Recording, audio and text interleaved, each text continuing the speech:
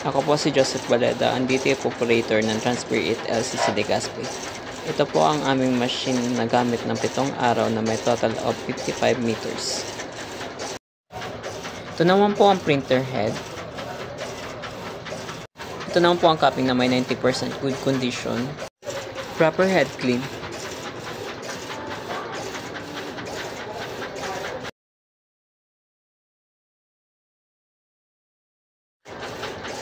Punasan ng wiper pagkatapos mag-head clean.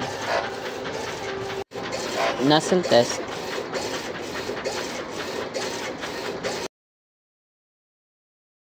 Ink system label namin ay tama lang.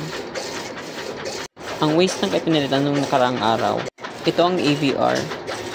Ito naman ang ground wire. Ito po ang used ink. Unused ink. Dito naman po ang cleaning solution and DTF fields. DTF output monitoring. DTF consume na film,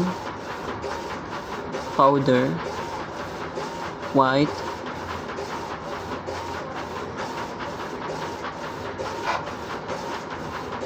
black,